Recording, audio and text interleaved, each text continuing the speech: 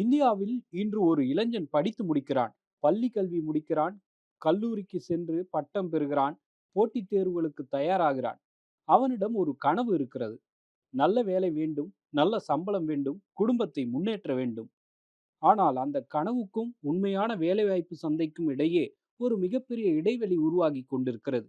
சமீபத்தில் இந்தியாவின் பல பகுதிகளில் மாணவர்கள் தேர்வுத்தாள் கசிவு, போட்டித் தேர்வுகள், அரசு வேலைகளின் பற்றாக்குறை போன்ற பிரச்சனைகளுக்காக போராடினார்கள். வெளியிலிருந்து பார்த்தால் இது ஒரு நிர்வாக தோல்வி போல தெரியும். ஆனால் அந்த போராட்டத்தின் பின்னால் இன்னும் ஆழமான ஒரு கேள்வி இருக்கிறது. இந்தியாவில் படித்து முடிக்கும் இளைஞர்களுக்கு அவர்களின் கல்விக்கும் திறமைக்கும் ஏற்ற வேலைகள் போதுமான அளவில் உருவாகின்றனவா? இதுதான் இன்று இந்தியா எதிர்கொள்ளும் மிகப்பெரிய பொருளாதார கேள்விகளில் ஒன்று. இந்தியாவின் வேலைவாய்ப்பு நிலைமையை பார்த்தால் ஒரு நல்ல செய்தியும் இருக்கிறது. 2018-19 முதல் 2025 வரை வேலைவாய்ப்பில் இருப்போரின் பங்கு 47%இலிருந்து 56.2%ஆக உயர்ந்துள்ளது. அதாவது சுமார் 10.4 கோடி பேர் கூடுதலாக வேலைவாய்ப்பில் இணைந்திருக்கிறார்கள். இது நிச்சயமாக ஒரு பெரிய மாற்றம். ஆனால் இங்கேதான் அடுத்த கேள்வி வருகிறது. வேலைகள் உருவாகின்றன. ஆனால் அவை எப்படிப்பட்ட வேலைகள்? வேலை கிடைத்துவிட்டது என்பதாலேயே அந்த வேலை நல்ல வேலை என்று சொல்லிவிட முடியாது. அந்த வேலையில் எவ்வளவு சம்பளம், சமூக பாதுகாப்பு இருக்கிறதா, எதிர்காலத்தில் சம்பளம் உயருமா, திறனை வளர்த்துக்கொண்டு அடுத்த நிலைக்கு செல்ல முடியுமா? இந்த கேள்விக்கான பதில்தான் உண்மையான வேலைவாய்ப்பின் தரத்தை தீர்மானிக்கிறது. இந்த பதிவின் மிக முக்கியமான கண்டுபிடிப்பு இங்குதான் இருக்கிறது. இந்தியாவின் வேலைவாய்ப்பு சந்தையில் இரண்டு முனைகள் வளர்கின்றன. ஒருபுறம் குறைந்த திறன் கொண்ட வேலைகள் அதிகரிக்கின்றன. மறுபுறம் மிக உயர்ந்த திறன் கொண்ட வேலைகளும் உயர்ந்து கொண்டே இருக்கின்றன. ஆனால் நடுவில் இருக்க வேண்டிய நடுத்தர திறன் வேலைகள், அதாவது மிட் ஸ்கில், இந்த வேலைகள் போதுமான அளவில் உருவாகவில்லை. இதை ஒரு படிக்கட்டாக நினைத்து பாருங்கள். ஒரு மாணவன் பள்ளியை முடிக்கிறான். பிறகு தொழில்நுட்ப பயிற்சி பெறுகிறான்.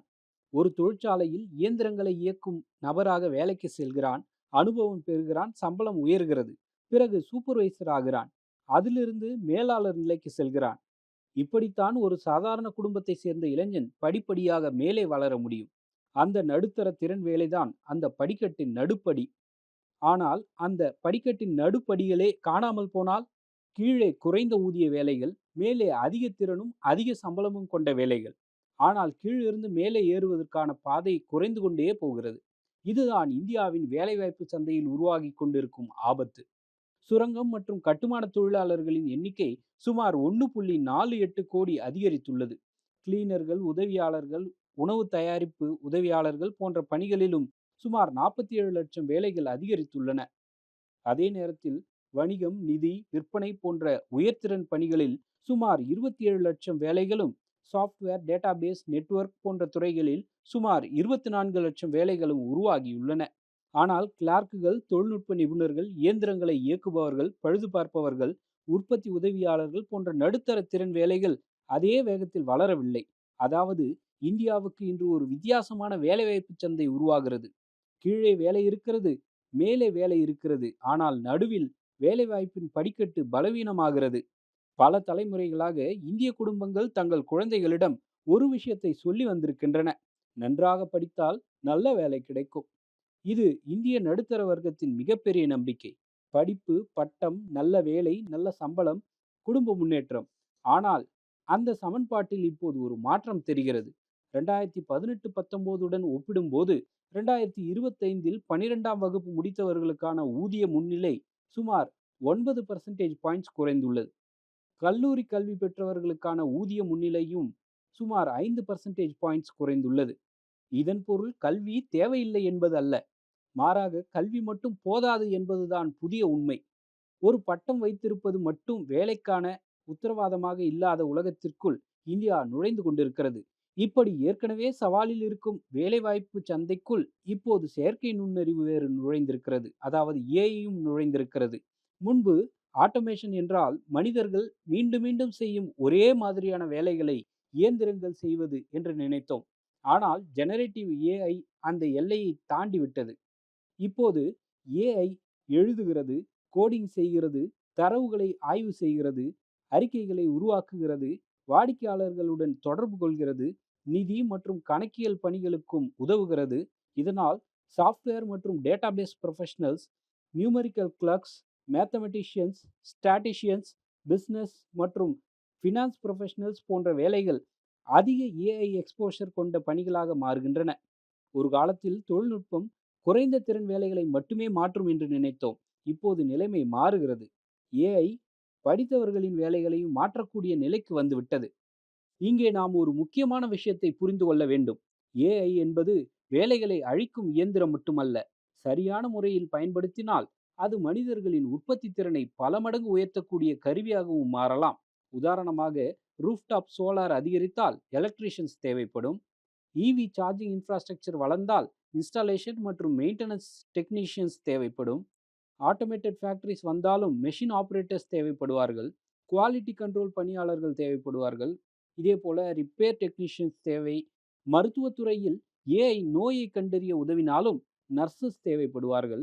லேபார்டரி டெக்னீஷியன்ஸ் தேவைப்படுவார்கள். அதாவது, எதிர்காலத்தின் கேள்வி ஏஐ மனிதர்களை மாற்றுமா என்பது மட்டுமல்ல.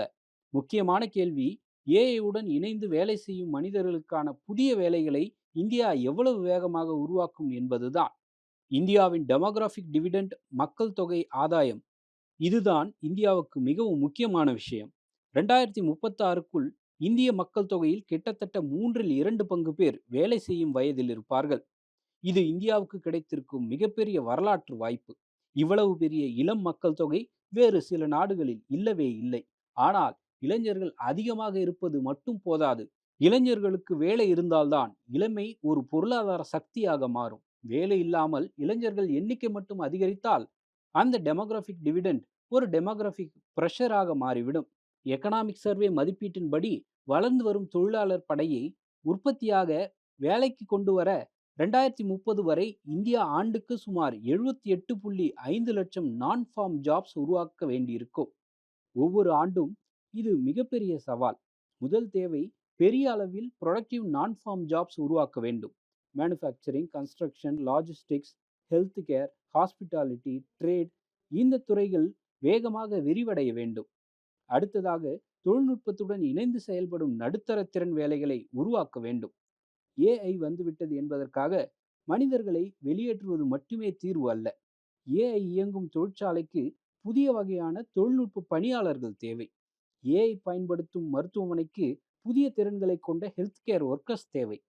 இவி பொருளாதாரத்துக்கு டெக்னீஷியன்ஸும், சோலார் எக்கனாமிக்கு இன்ஸ்டாலர்ஸ்களும் தேவைப்படலாம்.